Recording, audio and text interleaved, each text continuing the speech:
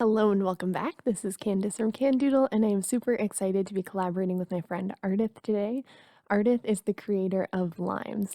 What is LIMES and how does that have to do with crafting? I'm glad you asked. Do you ever see a card that you love so much that you just want to remake it yourself? Well, Ardyth's LIMES technique can help with that. It's a 5-step process to make a card inspired by your inspiration, but that's clearly your own. So today I am going to be using LIMES on one of Ardyth's card and remake it and make it all my own. LIME stands for list, include, modify, exclude, and spin. So I'm going to apply these to Ardyth's card, which I've chosen as my inspiration today. First, I'm going to list the elements of her card. So she's got teal, green, gold, a frame, a radial pattern stencil, and a large sentiment in the center.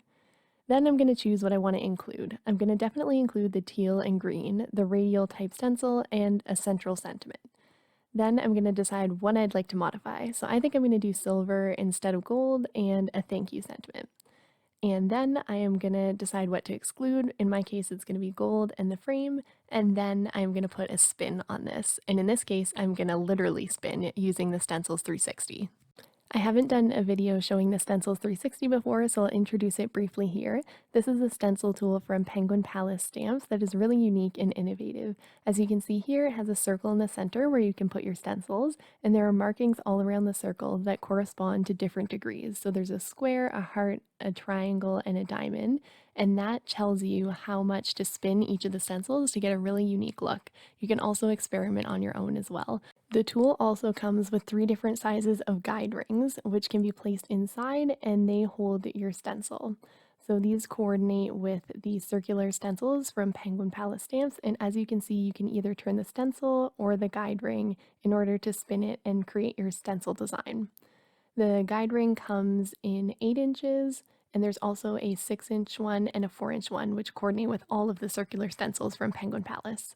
They also come with several different paper positioners. There's 6 different sizes. One of them is an A2 size card, so you can place your card base directly in the center of the tool and tape it down to your desk. And there's also 5 different sizes of squares from 7 inches all the way down to 4 inches, which is super handy. So I'll be using a few of those today as well. You might be wondering how you know how many times to turn your stencil to get the right look. Each of the stencils has a symbol at the top that matches the symbols that are around the circle, and they correspond to different degrees that you're supposed to spin the stencil to. So to give you an idea of what kind of backgrounds you can create, here is the Sending Hugs and Kisses stencil, and with just 6 turns, this is the background that you can create. And here's another one using the Spring Bloom stencil, which doesn't look like much, but with just 6 turns, it creates this beautiful background that you can use with so many different colors and not even have to mask. I know this is a bit of a larger tool, but I did want to show that it is very lightweight. I actually have a command hook on the side of my drawer unit where I store this, and I have a small scrapbooking bin. I know a lot of us scrapbook as well, and I keep all of the pieces for my stencils and my stencils in there, and I still have plenty of room. So just wanted to show you that since I know a lot of us worry about storage. So now I'm coming in with my 7-inch paper placer, and I'm going to place down my piece of cardstock that I'm going to be blending on, and then come in with the guide ring. And this is the Spatial Concept Trio stencil. It comes with 3 in the pack, and I'm going to place that down in the center. Now, instead of turning the actual stencil, I like to instead use some painter's tape to tape that down to my guide ring and then spin the guide ring. As you can see, there's a really nice arrow at the top, and I find that I can be more precise with my measurements this way. I also like to put a piece of tape over that little star at the top to make sure I don't blend through it when I get my inking out. Because this has a star symbol, that means that I can turn this however I would like to create my own design. There's nothing specific in terms of what they recommend because the world is your oyster. So I decided to go about 60 degrees, and so that corresponds to all of my solid color hearts. So at first I'm going to come in with a light green color, and I'm going to do that all the way around. And then I wanted to use 2 different blues to kind of mimic the look that Ardyth did. So I'm moving that over just 1 notch, and I'm going to come in with my lightest blue color, and I'm going to again turn that a few times until my pattern is building up.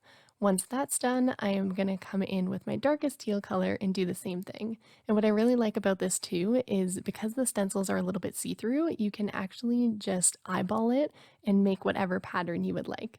Ardyth is an absolute genius with the Stencils 360 and has come up with so many ways to use it, not only with the circle stencils from Penguin Palace as it's made to be used with, but also with any of your 6x6 stencils that you have in your stash, and even die cuts and stamps.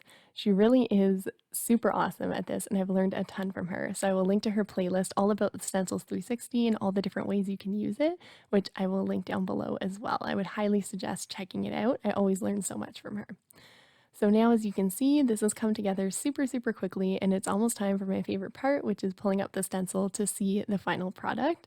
This one ended up looking exactly like a spirograph. Does anybody remember those? I used to make them all the time when I was a kid, and that's exactly what the Stencils 360 reminds me of. So I'm coming in again with my 7-inch paper positioner and putting down my piece of paper that we're going to blend on, and then I'm coming in with the 6-inch paper positioner and my regular 6-inch stencil. This is one from Gina K Designs, and then I'm going to just use some washi tape to cover all of the areas where that stencil doesn't quite butt up against the paper positioner. And then once that's done, I'm going to come in with my inks again, and I'm going to blend my first color, which is this light green, which is an ink from Pinkfresh Studio. This is in the color Mint. And then I'm going to shift that and turn it just a little bit to do my second color, which again is Pinkfresh Studio, and this time it's Ocean Breeze. And then I'm going to twist it one more time and come in with my Altenew ink, which is Aqualicious, just to finish this off. So I wanted to show that this tool can not only be used with the Penguin Palace stencils, but also with any of the stencils you have in your stash, especially ones that are more of a radial sort of pattern. Once all of my blending was done, I peeled that up, and there is the final background. It looks like an optical illusion almost. So I took my two backgrounds and cut them down, one to 5x7 and the other to a 6-inch square, and then I did some die cutting off camera. I used the Stamp Market Handwritten Thanks to cut the back out of white cardstock and the front out of glitter cardstock, and then I used the Simon Says Stamp Sympathy Greetings mix to stamp Sending Sympathy onto a circle die that I had cut out using my Hero Arts nesting dies. I'm just going to go ahead and glue those down with my art glitter glue and then add some final embellishments to one of the cards. I didn't feel like they fit super well with the other cards, so I left those out. And there are my final cards. So let's go over how I applied limes to Ardyth's card to create two of my very own. First, I listed the elements that were in her card. I decided to include teal, green, a radial stencil, and a central sentiment. Then I modified by using silver and a thank you instead of happy birthday. I excluded the frame and gold, and I put my own spin on it by using the Stencils 360. Hope you enjoyed seeing how I applied limes to one of Ardyth's cards, and now you can go over to Ardyth's channel and see how she applies the limes method to one of my cards. As always, I appreciate the time that you spend here with me. Don't forget to subscribe if you haven't already, and until then, I will see you in my next video. Bye!